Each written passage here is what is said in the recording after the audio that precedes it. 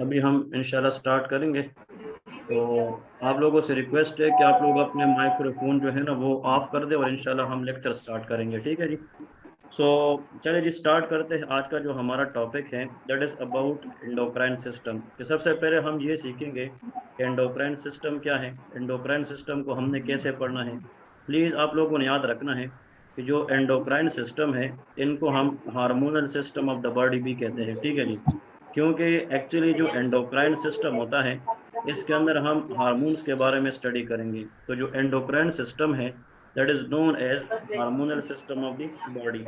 अब यहाँ पे एक चीज आप लोगों ने समझनी है। If someone ask you what is about hormone, क्योंकि if you don't know hormone we will don't know endocrine system. Actually अगर हमने ये सिस्टम समझना है तो हमें हार्मोन के बारे में पता होना चाहिए। अब हार्मोन की जो नेचर है याद रखे, it is a chemical messenger. ये क्या होता है? Chemical messenger. ये बॉडी के एक पार्ट में प्रोड्यूस होता है और जाकर अपना एक्शन दूसरे पार्ट में करता है। सो ऐसी chemical messenger which produce in one part of the body but they act on other part of excuse the me body. Sir. जी जी। सर काइंडली सबके माइक म्यूट कर दें। यार अब ये मैंने स्टार्ट किया, अभी से नहीं होगा, लेकिन प्लीज सबसे रिक्वेस्ट है, आप लोग तो मेच्योर लोग है ना, माइक माइक को म्यूट कर देना अपने यार। तो एक्चुअली देखिए हार्मोन्स के बारे में हम ये डिस्कस करेंगे कि जो केमिकल मैसेंजर है that is produce in one part of the body and they will act in other part of the body. मैं यहाँ से अगर एक क्लासिकल एग्जांपल की तरफ जाऊँ, for example in our body there is a master gland known as pituitary gland. और यहाँ पे मैं आप लोगों को बताता चलूँ कि in our body there is thyroid gland in the neck, ठीक है जी। यहाँ पे पिट्यूटरी ग्लैंड है जो ब्रेन के अंदर होता है, and here is thyroid gland present in the neck area. अब मोस्ट इम्पोर्टेंट थिंग इज कि ये जो पिट्यूटरी ग्लैंड है ये एक किस्म की हार्मोन सिक्रिएट करती है। That hormone is known as AC. मतलब ये है कि यहाँ से टी एस एच हार्मोन आता है that is thyroid stimulating hormone. अभी जो थायराइड स्टिमुलेटिंग हार्मोन है it is produce in pituitary gland but all the way through the blood it will reach to the thyroid gland, and with this TSH come to thyroid gland it will produce T3 and T4 hormone that we will discuss later in a greater detail. Actually now just we are focusing about what is a hormone. It is a chemical messenger produced in one part of the body but they act in other part of the body. The classical example is that is TSH, thyroid stimulating hormone, that come from pituitary gland but they act on the thyroid gland. अब यहाँ पे चीज यह है कि जो hormone है याद रखे इसकी नेचर क्या है। In many exam they will ask you some hormone we will classify they are protein in nature, so they will be made up of amino acids, but some hormones are there which are lipid in nature and they are made up of free fatty acid. So these are the most important point you people should know before starting the endocrine system. Actually जो endocrine system है इसमें हम hormones की तरफ जाएंगे, हम hormones की discussion करेंगे, तब जाकर आप लोगों को एंडोक्राइन सिस्टम ये समझ में आएगा। अभी हम एंडोक्राइन सिस्टम प्रॉपर की तरफ जाएंगे तो हम सबसे पहले इधर फर्स्ट हमारे पास जो लेक्चर है उसको डिस्कस करेंगे। And this lecture is highly highly recommended for any type of exam question. This is called thyroid development. अब ये एंडोक्राइन सिस्टम की हम एम्ब्रियोलॉजी की तरफ जाएंगे कि how this endocrine glands in the endocrine system embryologically develop. The first gland we are talking about right now, this is called thyroid development. But before this development or before to study this whole thing, I want to know that आप लोगों को मैं कुछ ऐसी चीज बताता जाऊं कि आप लोग इसको देखकर इस पूरे थ्योरी को पहले से समझ जाएं। देखें होता यह है कि इन द एम्ब्रियोनिक लाइफ हम स्टार्ट करेंगे स्टेप नंबर 1 से। एम्ब्रियोनिक लाइफ में याद रखें हमारी जो ओरल कैविटी है, अब यहाँ पे मैं लिखता हूँ this is the oral cavity. अब ओरल कैविटी के अंदर टंग की जब डेवलपमेंट होती है तो उस टाइम पे थायराइड ग्लैंड की डेवलपमेंट भी स्टार्ट हो जाती है। So in the oral cavity when tongue is going to develop that time thyroid tissue is also developed. So later when we study the tongue development again we will discuss that thyroid development. लेकिन just remember जो thyroid gland है इसकी जो development है वो oral cavity से start होती है और ओरल कैविटी के अंदर जो ओरोफेरिंग्स है ये वहां से स्टार्ट होती है। अब this pharynx has 3 parts, oropharynx, laryngopharynx and nasopharynx. तो from the oropharynx this thyroid tissue is going to develop. अब इसमें जो सबसे इम्पोर्टेंट चीज है वो आप लोग को मैं एक डायग्राम के जरिए बताता चलूं। Actually an embryonic life there is some apparatus swarm which look like this। देखिए हम जब आगे एम्ब्रियोलॉजी पढ़ेंगे तो हम उसमें ये डिस्कस करेंगे कि एम्ब्रियोनिक लाइफ में जो फीटल लाइफ है उसके अंदर एक खास किस्म की हमारे पास क्या बनती है, एक इस तरह की अपरेटस बनती है। This apparatus is known as pharyngeal apparatus, very very important. इनको हम क्या कहते हैं, this is called pharyngeal apparatus, very very important, pharyngeal apparatus. अब ये जो फेरेंजियल अपरेटस है इसको हम डिस्कस करेंगे। तो please remember in the pharyngeal apparatus there are some swellings, इसमें क्या होती है, स्वेलिंग्स होती है। अब उन स्वेलिंग्स को हम डिस्कस करेंगे कि इन स्वेलिंग का मतलब क्या है। और से देखें एक्चुअली अगर आप इन अपरेटस को बाहर से देखेंगे, इसमें अगर हम स्वेलिंग को काउंट करें, this is 1, this is 2, this is for example 3, this is 4, यहाँ पे नीचे फिर 5th भी होता है, आखिर में 5th होता है। The total are 6 but the 5th one is regress. तो मतलब वैसे नंबर के हिसाब से तो 6 होते हैं, लेकिन 5वां बनता है लेकिन बाद में रिग्रेस हो जाता है। इसकी डिटेल में हम अलग टॉपिक में जाएंगे। Just to know the development of thyroid we should know this much embryology, very very important, कि in the early life of embryo there is some swelling is formed on both sides at the level of neck area, and these swelling are called thyroid apparatus, they are pharyngeal apparatus। अब इसमें होता यह है कि actually इस apparatus के अंदर हमारे पास 3 स्ट्रक्चर होते हैं।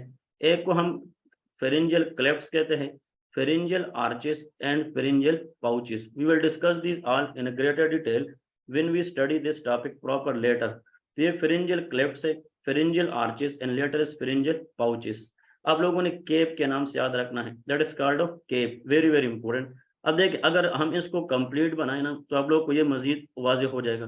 लाइक दिस, मतलब ये जो स्वेलिंग होती है ये इस तरह एक दूसरे के साथ सीध में होती है, इस तरह ये स्वेलिंग होती है, इस तरह एक दूसरे के साथ सीध में होती है। So these are called pharyngeal apparatus. अब देखें यहाँ पे अगर हम बाहर से आते हैं ना, बाहर से, अब देखें this is the first swelling, this is the second swelling.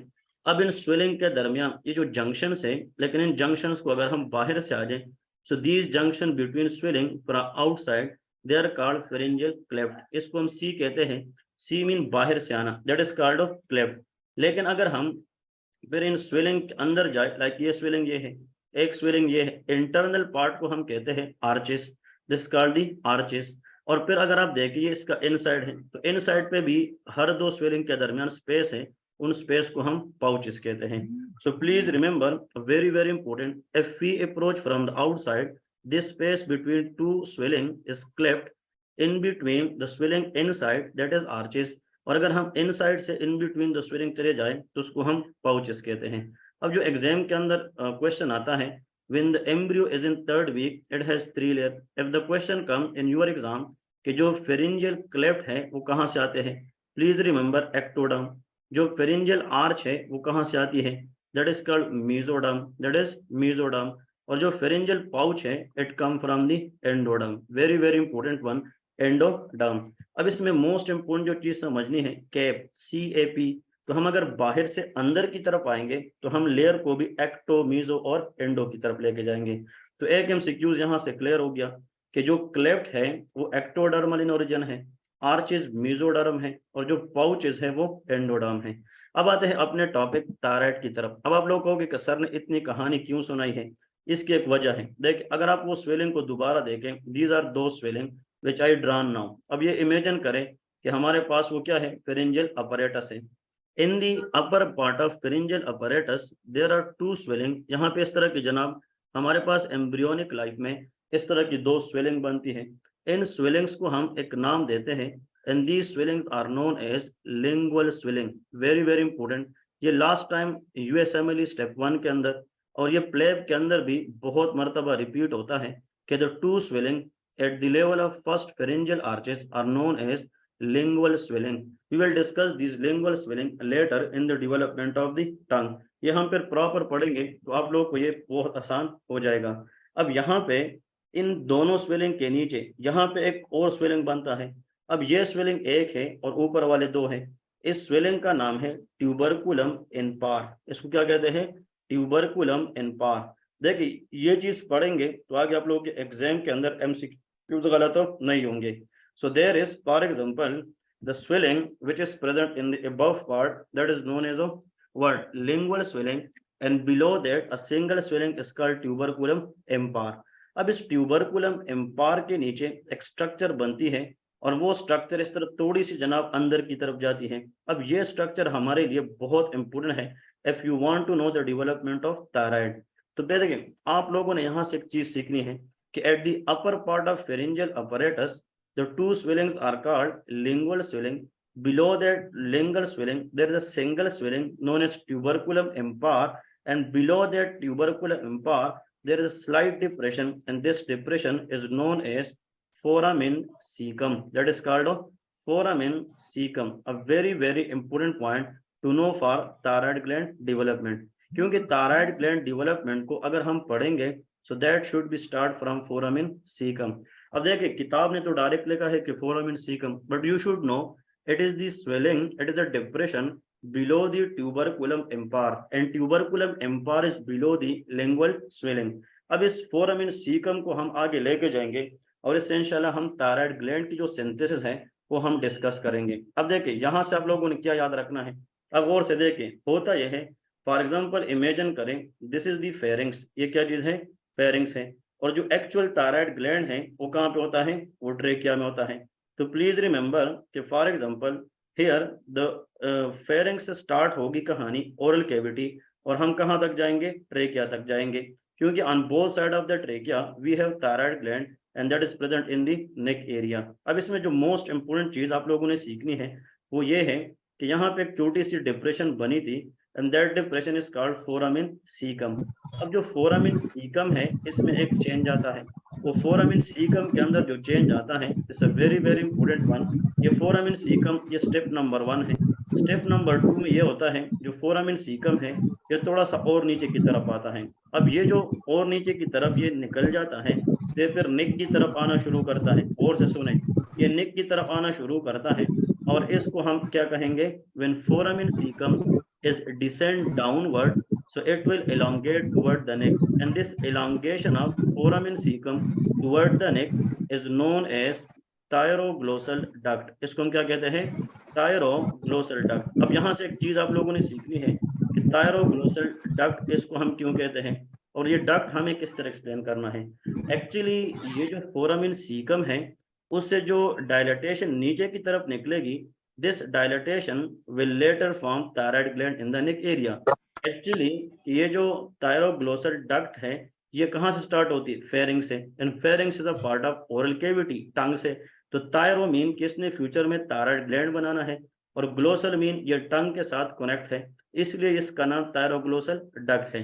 अब थर्ड नंबर स्टेप में क्या होगा, वेरी इंपॉर्टेंट। अब ये वही फोरामिन सीकम है और फोरामिन सीकम नीचे की तरफ आया तो इस नीचे की तरफ आने वाली डक्ट का नाम क्या बन गया, थायरोग्लोसल डक्ट। Very good. अब ये जब नीचे आता है so this duct is divided into 2 parts. ये कितने पार्ट में डिवाइड होता है, इस तरह 2 पार्ट में, ये इस तरह 2 पार्ट में डिवाइड होता है। अब इसको हम कहते हैं बाइफेट। बाइफेट इसका मतलब यह है, bi mean 2, fid mean division, bifid area of thyroglossal duct cyst. अब ये जो थायरोग्लोसल डक्ट सिस है प्लीज आप लोगों ने याद रखना है द मोस्ट इंपोर्टेंट पॉइंट कि एक्चुअली जो थायरोग्लोसल डक्ट सिस्ट है इसमें आप लोगों ने याद रखना है कि इसने फ्यूचर में जब ये 2 में डिवाइड हुआ, क्योंकि यहाँ से आप लोगों ने देखे थोड़ा सा और मजीद देखना है, क्योंकि ये चीज सीख ली तो पूरी जिंदगी नहीं भूलोगे। सवाल ये है मोस्ट इंपोर्टेंट, जल्दी अपने आप से ये पूछे what is this, foramen caecum.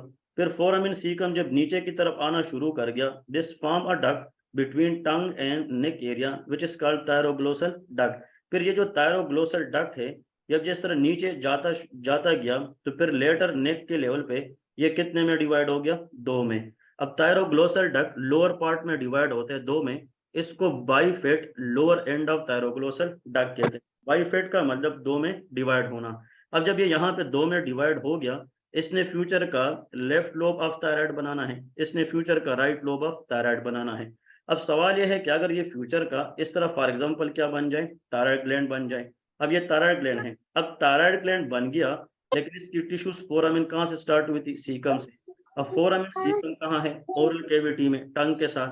तो टंग से लेके थायराइड ग्लैंड तक जो सफर है वो जिस डक्ट के जरिए तय होता है उस डक्ट का नाम थायरोग्लोसल डक्ट है। Very important one.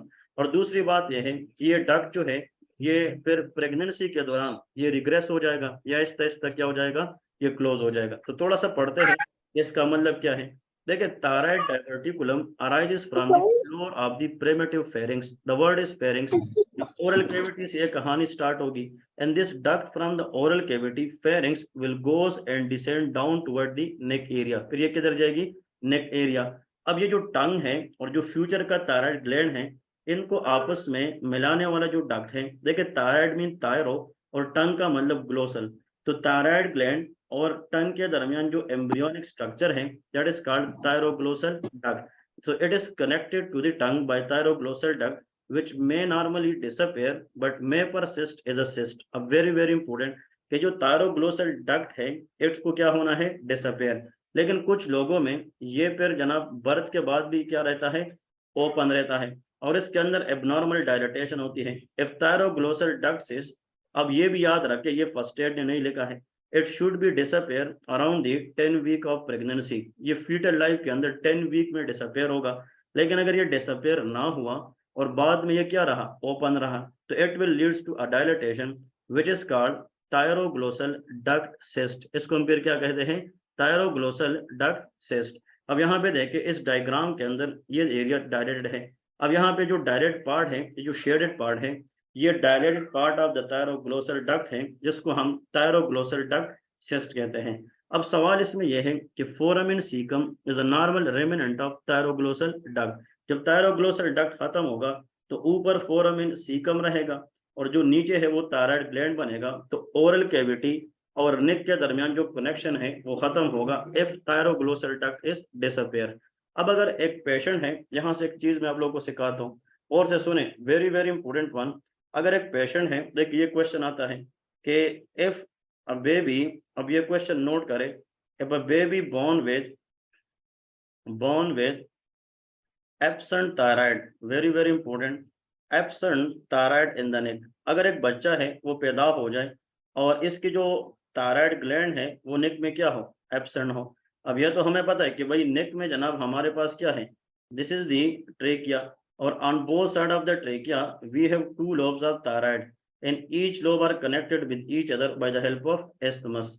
अगर एक बच्चा पैदा हो जाए और उसकी नेक के अंदर थायराइड ग्लैंड जो है वो क्या रहे? एब्सेंट रहे, तो फिर where is the next question, where is the next most common. अब यहाँ पे आप पता है कि अगर नेक में थायराइड नहीं है तो फिर जो दूसरी जगह पे थायराइड होगा वो तो एबनॉर्मल होगा। The reason is what? कि normal thyroid is only present in the neck area. लेकिन अगर एक बच्चा है, बेबी है, वो पैदा हो जाए और उसका थायराइड नेक में एब्सेंट है, तो इस मीन की दूसरी कौन सी ऐसी साइड है जहां पे हमें वो थायराइड एबनॉर्मल मिलेगा? इसका नाम है लिंगुअल थायराइड। ये टंग के साथ मिलता है। तो ये क्वेश्चन भी आता है क्योंकि टंग की रीजन से इसकी डेवलपमेंट स्टार्ट होती है। कभी कभार टंग से ये थायराइड टिश्यू नीचे नहीं आती, और जब ये नीचे नहीं आएगी तो फिर नेक के अंदर थायराइड ग्लैंड एब्सेंट होगा और टंग के साथ ये जुड़ा होगा। इसलिए anything is abnormal regarding their side, इसको हम क्या कहेंगे? The most important and that is known as उस कंडीशन को हम कहते हैं ectopic, that is known as ectopic. तो अगर एग्जाम के अंदर इस तरह का सवाल आता है कि the most common ectopic site for thyroid tissue, आप लोग हमेशा एग्जाम के अंदर याद रखें, that will be known as ectopic thyroid का जगह जो है वो लिंगुअल है। तो most common ectopic thyroid tissue site that is tongue, and that tongue associated thyroid is called lingual thyroid. और अगर आप इसको रिमूव करेंगे तो फिर जो थायराइड नहीं रहेगा, T3 T4 नहीं रहेंगे, द पेशेंट में डेवलप हाइपोथायराइडिज्म। अब इसमें जो सवाल ये है कि अब यहाँ पे एक चीज हम समझते हैं, शाबाश। अब आप लोग जो मेरे लेक्चर्स को सुन रहे हैं थोड़ा सा जल्दी बताएं। This one as a foramen caecum from oral cavity elongated and it become thyroglossal duct, and then thyroglossal duct when go below it divide into two, that is called bifid of thyroglossal. This bifid will later develop left lobe and right lobe of thyroid, but this duct which connect oral cavity with thyroid, thyroglossal duct, ये जो thyroglossal duct है it should be disappear. अगर ये persistent रहे, open रहे, तो उसको हम कहते हैं thyroglossal duct cyst. I will share in the group the real image of a patient, क्योंकि मैंने खुद प्रैक्टिस के अंदर इसके 2-3 पेशेंट देखे हैं। तो मैं अभी बता रहा हूँ, देखिए एग्जाम की तरफ आते हैं, अप्रोच की तरफ, कि एग्जाम के अंदर आप लोगों ने अप्रोच कैसे करनी है। एक पेशेंट है, वो आपके पास आते हैं क्लिनिक के अंदर, नेक स्वेलिंग के अंदर, किसके अंदर, नेक स्वेलिंग, या जनाब एग्जामिनर कहेगा कि पेशेंट हैज नेक मास, उसमें नेक मास है, इसकी जो सामने वाली नेक है इसकी जनाब स्वेलिंग हुई है, every swelling in the neck is not goitre. तो प्लीज रिमेंबर, अगर एक पेशेंट है उसको नेक मास है तो यहाँ पे आप लोगों ने याद रखना है। दूसरी बात, आप उसको ये कहे कि if the mass is movable, इसका मतलब ये है कि अगर जो स्वेलिंग है वो मूव करे, अगर वो मूव करे, क्योंकि some neck swelling are fix and some are movable, if the mass movable upon protrusion of tongue, इसका मतलब यह है कि अगर आप पेशेंट को बताएं कि अपनी जबान निकाले, या उसको आप कहे कि यार ये पानी ले ले और एक घूंट ले ले, तो अगर वो जबान निकालने से और पानी की घूंट लेने से उसकी जो मास है वो क्या करे, मूव करे। मुझे जो 90 तक लोग सुन रहे हैं उन सब के लिए एक गोल्डन पॉइंट है, एनी नेक स्वेलिंग और मास, if we ask the patient to protrude your tongue and are we offer some water and ask the patient to swallow, if that mass is move, हमेशा याद रखे जो थायरोग्लोसल डक्ट है वो फिर जनाब क्या होगा, ओपन होगा, that is called thyroglossal duct cyst. तो thyroglossal duct can cause any neck mass or swelling which is movable on the protrusion of tongue। हमेशा याद रखे जो thyroglossal duct system, it is present in the midline neck mass that always move with swallowing or protrusion of tongue। So hope this makes sense, a very important। लेकिन यहाँ पे लेके not move, अगर ऐसा नेक मास है कि प्रोट्रूजन ऑफ टंग पे या जनाब वाटर ऑफर करने से वो मूव ना करे, that is persistent cervical sinus. अब यहाँ पे दो चीजें हैं। अब सर्वाइकल साइनस क्या है, ये हम फेरेंजियल अपरेटस के साथ डिस्कस करेंगे, जो फेरेंजियल क्लेफ्ट का मसला है। तो आप लोगों ने यहाँ से दो चीजें सीखी है, एनी नेक स्वेलिंग और मास, द डिफरेंशियल डायग्नोसिस में be the most important is, one is cervical sinus, another is known as thyroglossal duct cyst। If that mass is moved upon offering the water, or if that mass is moved when the patient is asked to protrude the tongue, think about thyroglossal duct cyst। If that masses do not move, think about persistent cervical sinus। तो इन दोनों में आप लोगों को याद रखना है, they ask frequently in the exam. Last में हम एक चीज करेंगे तो फिर इंशाल्लाह आप लोगों को यहाँ से वाइंड अप देके करेंगे। इसमें आप लोगों ने यहाँ से एक चीज याद रखनी है, द मोस्ट इंपोर्टेंट, जो थायराइड ग्लैंड है ना, थायराइड ग्लैंड, इसके अंदर अगर हम हिस्टोलॉजी पर पढ़ेंगे, थायराइड ग्लैंड अगर हम अंदर से देखते हैं तो इसके दो तरह के सेल हैं, एक का नाम फोलिकुलर सेल है, the follicular cell of thyroid, और एक का नाम पैराफोलिकुलर सेल है। So if anyone ask you in the exam और एनीवेयर कि how many types of cell in the thyroid gland we have, follicular cell and the parafollicular cell, तो आप लोगों ने याद रखना है follicular cell, if someone asks you they come from where, that is endoderm, very important, that is endoderm। और जो parafollicular cell है ये फोर्थ फेरेंजियल पाउच से आता है, we will discuss in a greater detail, क्योंकि यहाँ से सुपीरियर पैराथायराइड भी आते हैं। अब ये जो पैराफोलिकुलर सेल है थायराइड के अंदर, इनको हम सी सेल्स ऑफ थायराइड भी कहते हैं। ये जो थायराइड फोलिकुलर सेल है हमेशा याद रखे they release T3 and T4 hormone, और जो पैराफोलिकुलर सी सेल है दे रिलीज कैल्सिटोनिन। अब इनकी हम फिर आगे फिजियोलॉजी में फंक्शन पढ़ेंगे, इनकी फंक्शंस क्या है, इनकी काम क्या है, we will discuss those function in a greater detail. तो as a quick revision, the main parenchymal और functional cells of thyroid is called follicular cell which produces T3 and T4 hormone, and those cell in embryonic life derived from endoderm, which is the inner layer of the embryo, but parafollicular cell come from fourth pharyngeal pouch, which is also known as C cells of thyroid, and it releases calcitonin। ये calcitonin hormone calcium regulation करेगा और ये basal metabolic rate को maintain करेगा। अब मैंने आप लोगों को एक चीज बताई है, ये थायराइड ग्लैंड कहाँ से आता है, ये प्रिमिटिव फेरिंग से आता है, ये मतलब ओरल कैविटी टंग से आता है, और जो चीज टंग से स्टार्ट होगी जीआईटी की तरफ से, तो जीआईटी तो अंदर है, तो वो अंदर वाली लेयर से अगर जीआईटी एंडोडर्म है तो थायराइड सेल भी एंडोडर्म है। तो होप दिस मेक सेंस। इसके बाद हमारी अभी 10 मिनट के बाद देखिए, ये तो आप लोग को मैंने एक आइडिया दिया है कि फर्स्ट एड एक होते पढ़ना और एक होते पढ़कर समझना, इसमें फर्क है।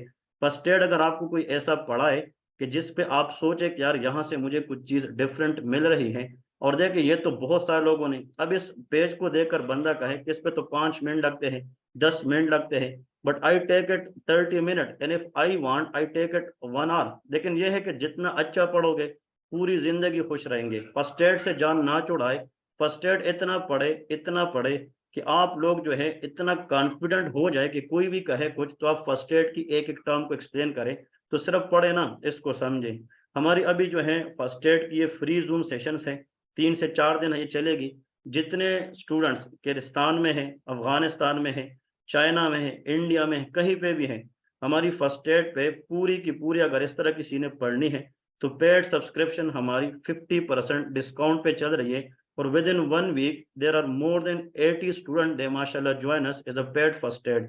और इंशाल्लाह हम हर सिस्टम के इनमें एमसीक्यूज डालेंगे, हम आप लोगों को ऐसी चीज प्रोवाइड करेंगे कि आप लोग भी कहेंगे कि सर माशाल्लाह जो फर्स्ट एड आपने पढ़ाए हैं तो माशाल्लाह दे मेक मेट मतलब दे और वेरी वेरी गुड। क्योंकि एक होते पढ़ना और एक होते समझना। तो इंशाल्लाह फर्स्ट एड आप लोग ऐसा पढ़े कि कल को आपसे कोई ये पूछे कि यार फर्स्ट एड मैंने पढ़ा है, लेकिन कुछ लोग कहते हैं कि बाद में जनाब वो याद नहीं रहता। लेकिन फर्स्ट एड अगर आप लोग ऐसे पढ़ेंगे जो अभी हमने माशाल्लाह पढ़ा है, तो आप लोगों ने अभी सेंस किया होगा कि यार ये टॉपिक तो आप लोगों ने बहुत सारे लोगों ने पढ़ा होगा, लेकिन जिस एंगल से मैंने पढ़ा है तो होप आप लोगों ने एंजॉय किया होगा।